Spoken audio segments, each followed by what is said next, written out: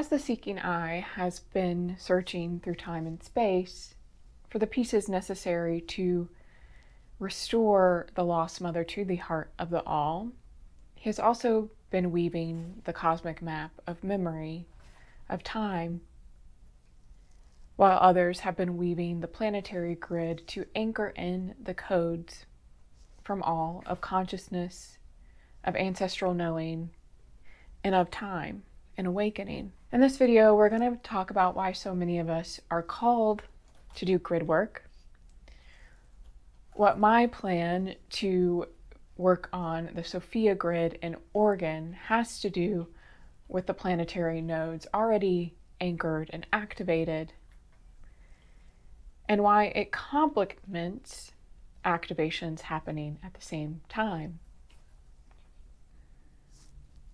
If you're new here, hi, I'm Leanna. I'm an intuitive energy healer, channeler for the Divine Mother energies, specifically the Lost Mother, which is a hidden stream of Sophia consciousness.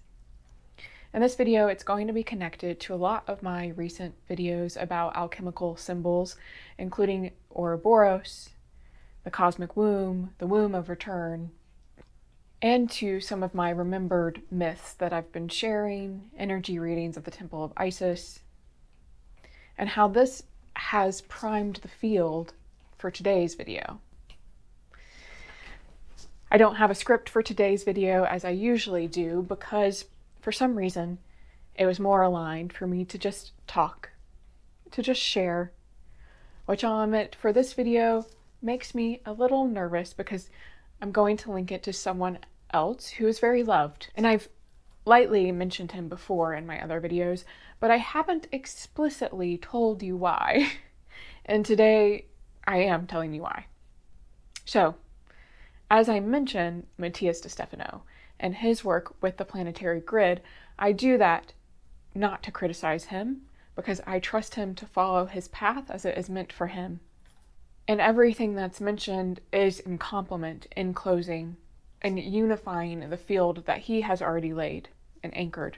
And the reason I'm making this video is because I also trust my path and my knowing and how it fits in to the same mission, just different pieces. So, in part, this video is me claiming my piece of my mission, and it's encouraging you and inspiring you to claim your own path and purpose, no matter who has come before it, and to see how we're all pieces of the same whole. So I've always known that my greatest connection, intuitive connection, energetic connection, has been with records of Earth, records of the land itself. I actually started my business in intuitive travel, making intuitive travel plans for other people, using their astrocartography, but I would base it more on my intuition first, and then use the astrocartography to provide context, as well as Akashic record readings for other people related to travel or moving. I don't do that anymore. And I mentioned briefly in another video that one of my experiences after my awakening in Scotland also brought my awareness to how important travel was for me, for others, connecting with the land, and to where I was being followed around by Merlin, making me stand in circles so I could see him better, seeing druids, energy of druids coming out of the mountains, doing a past life regression about elemental energy, and a lot of different things that spoke to the purpose of travel and connecting with the codes that we carry for the land and the codes the land carries for us. So a part of me has been knowing that I would be called to travel, has been waiting for that to happen,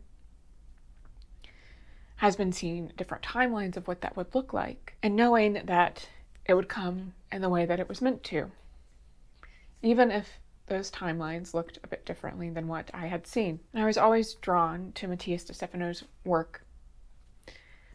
I'm going to be honest, I don't watch or consume all of his content. I allow myself to see what is needed to be seen by me. So, Take that with a grain of salt. I don't know everything about his work, but intuitively, I know what I need to know. Energetically, I know what I need to know.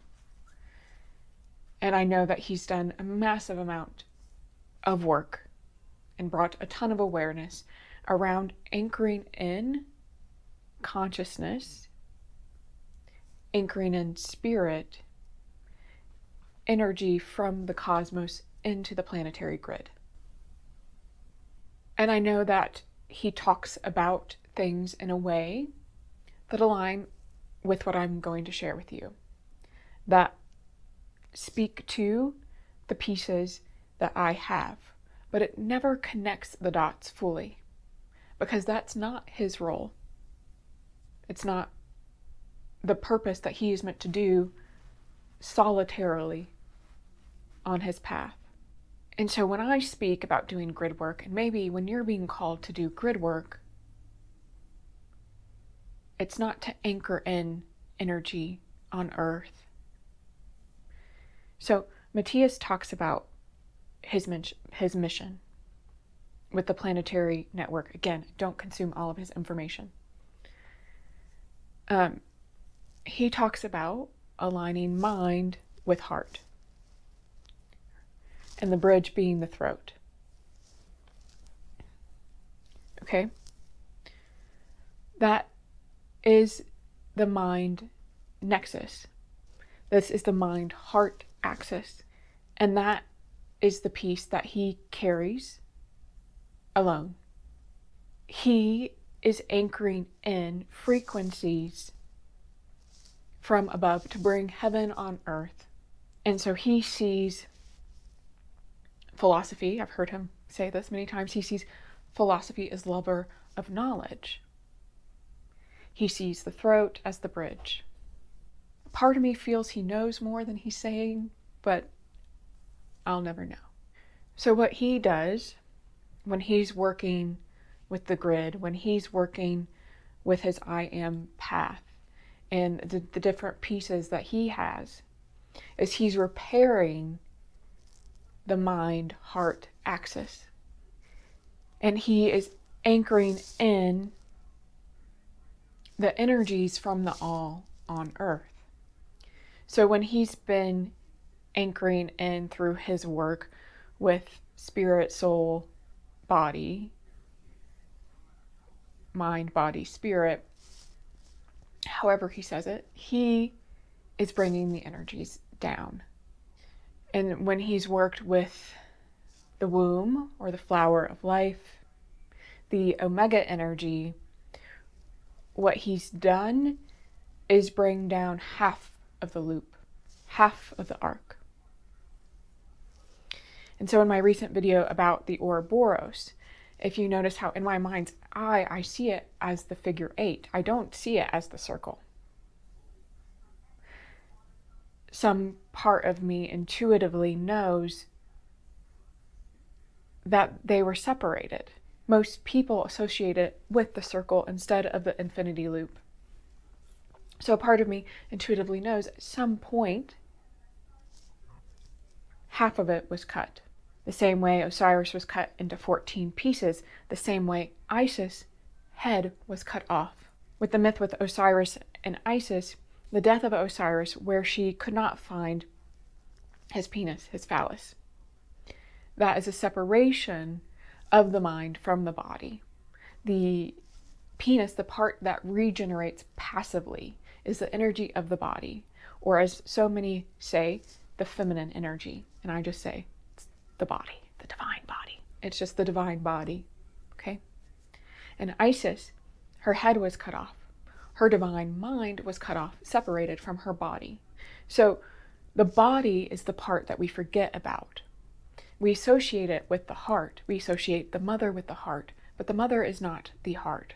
The mother is the womb. The heart is the bridge. It is the current. It is the pulse. So, with looping back, as Matías has announced, the Ouroboros is being closed with his journey in Turkey. He is closing the anchored energy of the mind, spirit, nexus, the mind-heart nexus on Earth. But in order for that energy to stabilize, it has to be woven through the womb of return. And so what that means, if you see the figure 8, I'll try to get AI to do an animation or something. What that means is, if you see the figure 8, the infinity symbol, the loop of return, the top will say is the expression, the voice that creates. So it's coming out of the cosmic womb, going down through the heart, through the current, and then it's going down through the loop, the womb of return, where all the threads and pieces are stabilized, cohered, and made whole. And then back up to the heart, where it can be expressed through form in your body. That is the loop of return. So with the grid work, only having half the loops anchored, you then need the energy from the earth to come up, to be pulled through Earth's womb, re-anchored and re-stabilized, and to go back up to the heart of the all. So like I mentioned in my story of Geb and Newt, with the creation of thunder and lightning, it's Newt reaching down with the positive charge, Geb reaching up with the negative charge. It's Shu and Tefnut providing the atmosphere, the humidity and the pressure that allows the lightning to bridge heaven and earth and to sound. So we talk about the body, but we don't talk about the womb of return. Many more people are. You can notice it and see it in the collective, this advocacy for full spectrum expression, this advocacy of rerouting in the body, and more people focusing on womb work. So many of us are picking up on this energy, as well as what we call the rise of the divine feminine, the rise of sacred rage.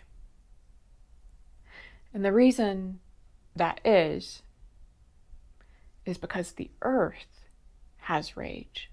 The earth has grief. And in order for her energy to reach back up, we have to witness it. We have to see it. We have to allow her scream to turn into a song. And when I go to a new place, that's usually what the guardians of the land show me, is their grief. So when I'm doing work on the planetary nodes, when I'm working on the crystalline grid, it is to witness and allow that grief to be rewoven into song, into joy, into embodiment, and allow it to pass through the womb of return, which requires my physical womb space ability to hold the energy and allow it to move through me. And many of us are called to do grid work in different ways for different aspects of this journey, different pieces, different codes that we needed to release or reclaim. Could be healing of different parts of the earth's energy. But mine, maybe yours, if you're called to work in this way, is to close the loop. Once the loop is closed, then you unify the two wholes.